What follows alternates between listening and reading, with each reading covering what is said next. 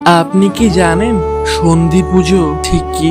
কেন অষ্টমী ও নবমীর সন্ধিক্ষণে এই বিশেষ পুজো হয়, আর কি ইতিহাস লুকিয়ে আছে এর পেছনে? পুরাণ মতে মহিষাসুরকে বধ করতে মা দুর্গা দশভুজার রূপ ধারণ করেন, কিন্তু মহিষাসুরের দুই ভয়ঙ্কর সেনানায়ক চণ্ড ও মুন্ড ছিল অত্যন্ত শক্তিশালী। এই ভয়ঙ্কর যুদ্ধে অষ্টমী ও নবমীর সন্ধিক্ষণে মা দুর্গার কপাল থেকে জন্ম নেন চণ্ডীকূপা রূপী কালী। তিনি বধ করেন চণ্ড ও মুন্ডকে।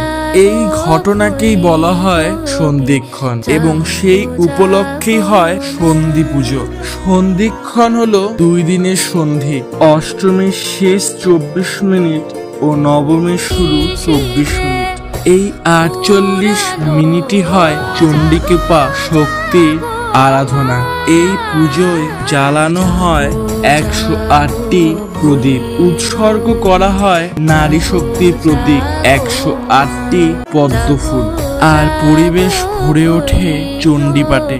1898 সালে মা দুর্গা পুজোর সময় স্বামীজির অন্তর্ভেদী অনুভব হয়। তিনি অনুভব করেন যে মা দুর্গার সন্ধিক্ষণে অর্থাৎ অষ্টমী ও নবমী সংযোগ চণ্ডিকা বচন পাঠ ও বিশেষ আরাধনা হলে এক বিশেষ শক্তির প্রকাশ ঘটে।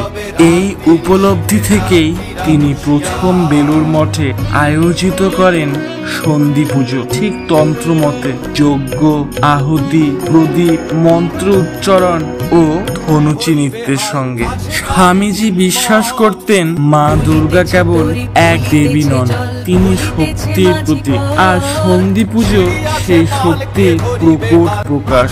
আজও সে ধারা বহন করে চলেছে রামকৃষ্ণ মঠ ও মিশন। প্রতি বছর লক্ষ লক্ষ মানুষ বেলুড় মঠে সন্ধি পুজোর সেই অলৌকিক মুহূর্তে ভক্তি ভরে অংশ নেন। বেলুড় মঠে সন্ধি পুজো শুধু রীতি নয়, এক জীবন্ত ইতিহাস। পুজো আমাদের কাছে ধর্মীয় আচার, ঐক্য ও কৃতজ্ঞতার উৎসব। আমাদের সমাজের বৈচিত্র্য ও শক্তি বাঙালির সংস্কৃতিকে আরো সমৃদ্ধ করেছে। মা দুর্গার আশীর্বাদে চলুন সুস্থ, শান্তিময় ও ঐক্যবদ্ধ সমাজ গড়ে তুলতে সবাই চেষ্টা করি। বাঙালির দুর্গাপুজো শুধু উৎসব নয়, এটি নতুন প্রজন্মের বন্ধনে ঐতিহ্যের সম্ভার আর উৎসবের আনন্দে বাঙালিয়ানার জয়গান। তাহলে কবে যাচ্ছেন? গেলে